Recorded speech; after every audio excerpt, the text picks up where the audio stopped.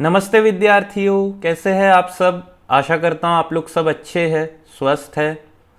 तो आज एक मैं सेशन लेके आया हूँ कि एचपीसीएल ने अपना रिक्रूटमेंट निकाला था आईएन इलेक्ट्रिकल, मैकेनिकल और सिविल के लिए।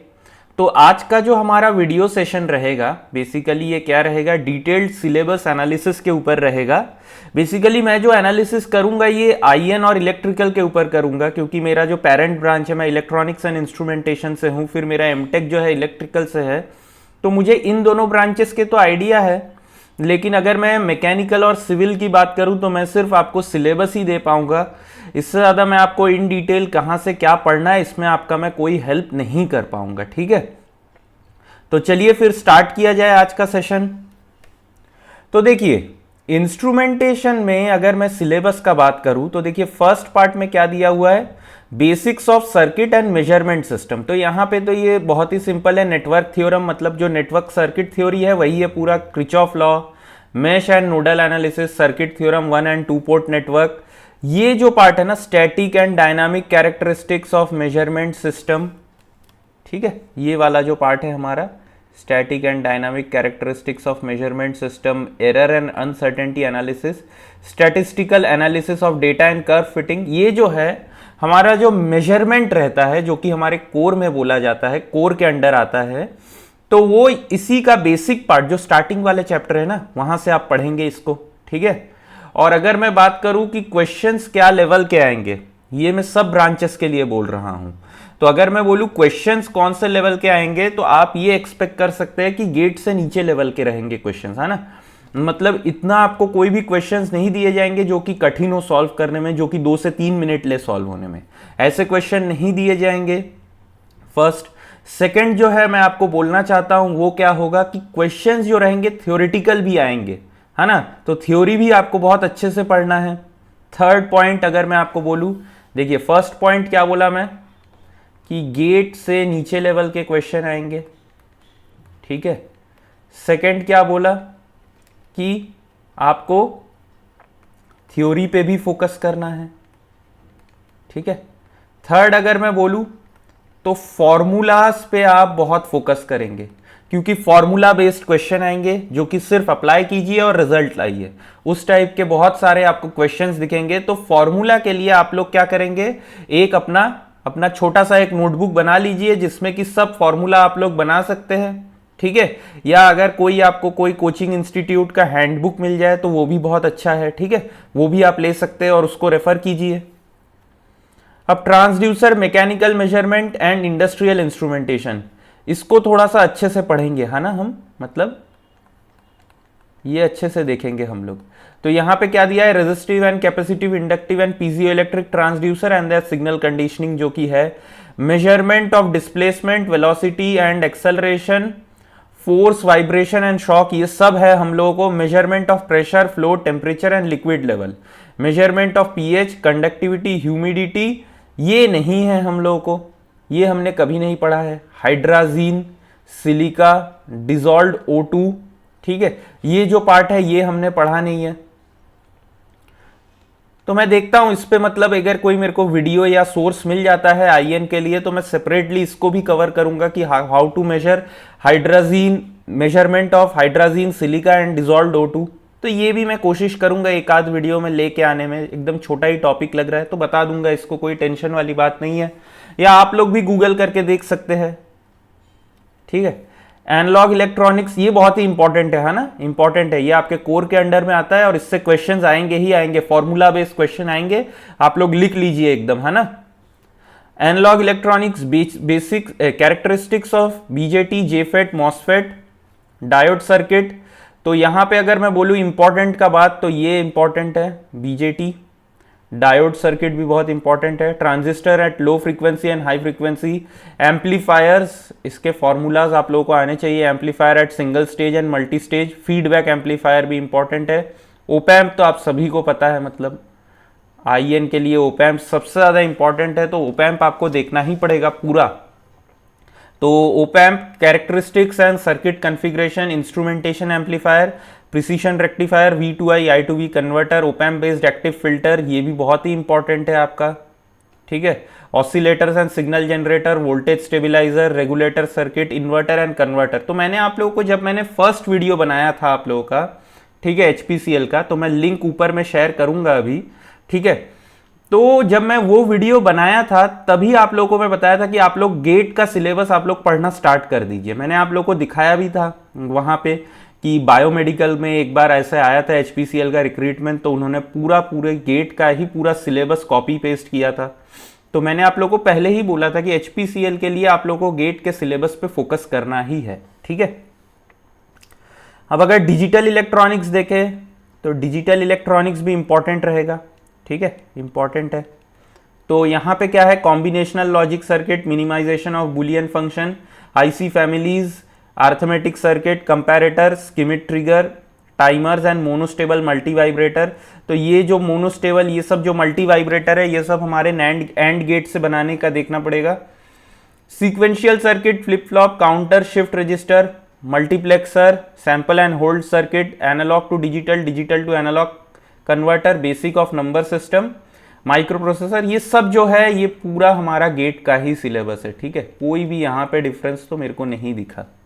सिग्नल एंड सिस्टम में देखें जरा, definition and properties of Laplace transform, continuous and discrete time Fourier series, continuous time and discrete time Fourier transform, DFT FFT।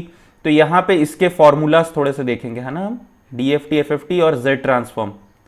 और एक चीज अगर मैं आप लोगों को बोलूं कि यहां पे आप लोगों के लिए और एक इंपॉर्टेंट टिप्स क्या रहेगा, गेट के प्रीवियस ईयर क्वेश्चन सारे के सारे आपको देखना है। गेट प्रीवियस ईयर क्वेश्चन अगर आप IN से दे रहे हैं, अगर आप IN से दे रहे हैं तो EC, EE और IN तीनों के देख लीजिए, जो कि कॉमन पार्ट है, ठीक है। अगर आप इलेक्ट्रिकल से है तो भी तीनों के कॉमन पार्ट देख लीजिए। और अगर आपको और भी इससे एक्स्ट्रा कुछ बात करना है या एक्स्ट्रा कुछ देखना है तो आप क्या करेंगे, आप यहाँ पे ESC के भी जो थियोरेटिकल क्वेश्चंस है उसको भी आप लोग देख लीजिए एक बार, ESC और साथ ही साथ जो PSUs है उनके भी, ठीक है। तो Z transform, sampling theorem, linear time invariant system, ये सब तो पूरा गेट का ही सिलेबस मैं आपको बोला ही था। Definition and properties, causality, stability, impulse response, convolution, pole and zeros, parallel and cascade structure, frequency response, group delay, phase delay, signal transmission through LTI system. तो ठीक है, मतलब ये भी कवर कर लेंगे। अब ये थोड़ा सा मतलब कम्युनिकेशन जो है ये बड़ा है, ठीक है। ये कम्युनिकेशन जो है ये पूरा जो मेरे को दिख रहा है ये पूरा EC का सिलेबस दिया हुआ है यहाँ पे, है ना। तो ये हमको देखना पड़ेगा, ये आपको IN स्ट्रीम को देखना ही पड़ेगा, ठीक है। तो जो लोग भी प्रिपेयर कर रहे हैं इसमें से देख लीजिए जो फॉर्मूलाज है। अगर आप सोच रहे हैं कि नहीं हमारा कम्युनिकेशन स्ट्रांग नहीं है, ठीक है, हमारा तो उतना स्ट्रांग नहीं है, हम छोड़ देते हैं, तो छोड़िए मत। ये पूरे सब्जेक्ट को लीव करने से पहले आप क्या कीजिए कि इसका इंपॉर्टेंट फॉर्मूलाज देख लीजिए प्लीज, मतलब इंपॉर्टेंट फॉर्मूला देख लीजिए। अगर कुछ समझ में नहीं आता है तो याद करने का कोशिश कर लीजिए, लेकिन छोड़िएगा मत, है ना। Important formula, previous year question of EC और IN, इसको अप्लाई कैसे करते हैं इसको बहुत अच्छे से देखिए। और ESC के भी क्वेश्चंस देख लीजिएगा, कम्युनिकेशन, ठीक है। इससे ज्यादा मेरे को नहीं लगता, अगर 10 क्वेश्चन भी आते हैं इस पार्ट से तो मैं आपको जो मेथड बोला मिनिमम आप 6 से 7 क्वेश्चन बना के आ जाएंगे, ठीक है। आप लोग टेंशन मत लीजिए। अगर आप लोग ये वाला ही मेहनत करके कुछ भी करके अगर आप ये PYQs देख लेते हैं और इंपॉर्टेंट फॉर्मूला का आप लोग अगर कॉपी बना लेते हैं ना, तो मैं आपको बोल रहा हूं अगर 10 क्वेश्चन कम्युनिकेशन से पूछा जाता है ना तो आप 6 से 7 क्वेश्चन मिनिमम बना के आएंगे, ठीक है। तो ये जो है ये पूरा EC का गेट का सिलेबस कॉपीड है यहाँ पे, है ना। अब इलेक्ट्रिकल एंड इलेक्ट्रॉनिक मेजरमेंट, यहां पे भी काफी फॉर्मूलाज आते हैं, ये भी बहुत फॉर्मूला है यहाँ पे, फॉर्मूला भी है साथ में थ्योरी भी है यहाँ पे, ठीक है। तो ब्रिज एंड पोटेंशियोमीटर, इससे क्वेश्चंस आ सकते हैं, है ना, इससे क्वेश्चंस आ सकते हैं। Measurement of R, L and C, measurement of voltage, current, power factor and energy, AC/DC current probes, extension of instrument range, यहां से भी क्वेश्चन आ सकते हैं, क्यू मीटर से भी, and waveform analyser, digital volt meter and multimeter, इससे भी questions आ सकते हैं। Time phase and frequency measurement, cathode ray oscilloscope, ये भी बहुत इंपॉर्टेंट है। इंस्ट्रूमेंट ट्रांसफॉर्मर, इसको देख लीजिएगा, क्वेश्चंस पूछे भी जा सकते हैं, नहीं भी पूछे जा सकते हैं, ठीक है। कंट्रोल सिस्टम तो आप सभी को पता है बहुत ही इंपॉर्टेंट होता है, ठीक है। इसमें थ्योरी भी होता है और एग्जाम मतलब थ्योरी भी है इसमें, और क्या बोल सकते हैं कि इसमें हमारे फॉर्मूलाज भी बहुत काफ़ी है ना। तो ये सब आपको थोड़ा सा देखना पड़ेगा। और इसमें ऐसा कुछ भी, यहाँ पे प्रोसेस कंट्रोल भी इन्होंने पूरा ही, देखिए अगर आप देखेंगे ये पूरा गेट का सिलेबस कॉपीड है ना, साथ में प्रोसेस कंट्रोल भी है यहाँ पे। तो प्रोसेस कंट्रोल कोई भी नहीं छोड़ेगा, यही वाला जो भी, अगर आप कोई भी टॉपिक छोड़ने का प्लान कर रहे हैं तो उसको मेरे ये वाले मेथड से आप लोग तैयार कीजिए, ठीक है। मेरे ये वाले मेथड से तैयार कीजिए, आप देखिएगा कि आपसे क्वेश्चंस बनेंगे, ठीक है, क्वेश्चंस बन जाएंगे। और ये हमारा क्या आ गया, अच्छा इन्होंने एओ भी दे दिया है पूरा, मतलब है ना, analytical optical and biomedical instrumentation, ये पहले आया करता था, है ना, ये पहले गेट का सिलेबस हुआ करता था। 2014 में ये चेंज हो चुका था, ठीक है। तो लेकिन इन्होंने ओल्ड वाला ही सिलेबस रखा है अपना। Mass spectrometry, UV visible and IR spectrometry, X ray and nuclear radiation measurement, optical sources and detector, LED. तो ये जो पार्ट है ये तो गेट का है पूरा, ठीक है, ये पूरा गेट का पार्ट है। लेकिन ये मास स्पेक्ट्रोमेट्री भी, ये भी है UV visible and IR spectrometry, ये थोड़ा सा है आपका एनालिटिकल मिक्स के है, एनालिटिकल इंस्ट्रूमेंटेशन के अंडर आता है। तो ठीक है, ये सब देख सकते हैं। तो मैंने आप लोगों को, देखिए पहले ही आप लोगों को मैं क्या बता चुका हूं, जो नॉन टेक का सिलेबस है ये मैं बता चुका हूं, ठीक है। अगर आप लोगों को नहीं पता है तो मैं क्या करूंगा, डिस्क्रिप्शन बॉक्स में अपना जो प्रीवियस वाला एचपीसीएल का वीडियो है उसको मैं दे दूंगा, उसका लिंक, ठीक है। और जो भी मेरा ये सोर्स है जहां से मैंने ये कॉपी किया है ये पीडीएफ, वो भी दे दूंगा कि एचपीसीएल के साइट आप जाके अपना देख सकते हैं वहां पे, ठीक है, उसको भी आप देखिए बहुत अच्छे से। और जो है वहां पे आप लोग नॉन टेक का सिलेबस देखिएगा, ठीक है, वहां पे मैंने नॉन टेक का जो भी सिलेबस है, डिटेल्ड सिलेबस को कवर किया है मैंने, है ना। तो वो भी थोड़ा सा आप लोग देख लीजिए। अब देखिए इंस्ट्रूमेंटेशन पार्ट तो कवर हो गया। इलेक्ट्रिकल में अगर आप लोग देखेंगे तो यहां पे क्या है, एनालॉग एंड डिजिटल इलेक्ट्रॉनिक्स। तो एनालॉग और डिजिटल इलेक्ट्रॉनिक्स तो आप लोगों के लिए सेम है, लेकिन अभी के करंट सिलेबस में अगर गेट का देखेंगे तो माइक्रो प्रोसेसर हट चुका है, ठीक है, माइक्रो प्रोसेसर हट चुका है, लेकिन यहां पे माइक्रो प्रोसेसर है, तो आपको देखना पड़ेगा। तो ये आप लोगों को देखना पड़ेगा, और कोई भी टॉपिक लीव नहीं करेगा, ठीक है। मेरे को पता है कि इलेक्ट्रिकल वाले जो है वो एनालॉग एंड डिजिटल हमेशा सोचते हैं कि हम लोग इसको छोड़ देते हैं, एकदम छोटा टॉपिक है, क्वेश्चंस नहीं पूछते हैं, लेकिन यहाँ पे पूछेंगे, बिकॉज यहाँ पे नंबर ऑफ क्वेश्चंस भी ज़्यादा है। 85 क्वेश्चंस आएंगे आपके नॉन टेक से और 85 क्वेश्चंस आएंगे आपके टेक से। तो यहाँ पे नंबर ऑफ क्वेश्चंस ज़्यादा होंगे, है ना, कंपेयर टू गेट। तो इसका थोड़ा ध्यान रखेंगे आप लोग। तो कंट्रोल सिस्टम सेम है आप लोगों का। इलेक्ट्रिक सर्किट एंड फील्ड, ये जो है आपका नेटवर्क थ्योरी और साथ ही साथ ईएमटी का मिक्सचर है, ठीक है। अगर आप लोग सिलेबस देखेंगे तो ईएमटी और नेटवर्क का ये मिक्सचर है। अब इलेक्ट्रिकल एंड इलेक्ट्रॉनिक मेजरमेंट, ये थोड़ा इंपॉर्टेंट है आप लोगों के लिए। अच्छा, यहाँ पे जो है ना ईएमटी के जितने भी आप लोगों को फॉर्मूलाज है सब आप लोग लिख लेंगे, है ना, ऐसे नहीं कि उसको छोड़ दिए, क्योंकि वहाँ पे इंपॉर्टेंट फॉर्मूलाज आते हैं तो वो याद होने चाहिए हमको, है ना। और उसको हम लोग हर दिन रिवाइज करेंगे। मतलब अगर कोई टॉपिक जैसे कि आप सोच रहे छोड़ देते हैं तो आप क्या करेंगे, उसका पूरा पूरा एकदम मतलब फॉर्मूला शीट बना लीजिए और उसको डेली देखते रहिए। तो डेली देखते, अगर आप उसको डेली 1 घंटा टाइम देते, डेली देख रहे हैं ना, तो वो आपको क्या होगा ना, आपको जब आप एग्जाम में जाएंगे तो आपको पूरा फॉर्मूला याद रहेगा, ठीक है। तो वो आपको हेल्प करने वाला है, तो इस चीज़ का ध्यान देंगे।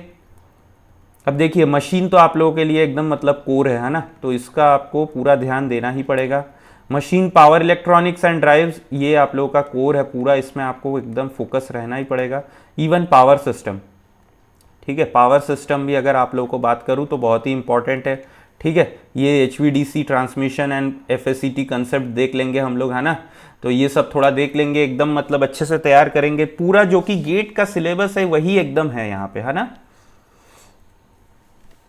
तो ये क्या है, सिग्नल एंड सिस्टम की अगर मैं बात करूँ तो सिग्नल एंड सिस्टम जितने भी ट्रांसफॉर्म है सबका अच्छे से आप लोग प्रॉपर्टीज नोट करेंगे, है ना, प्रॉपर्टीज नोट करेंगे और अच्छे से उसको याद करेंगे।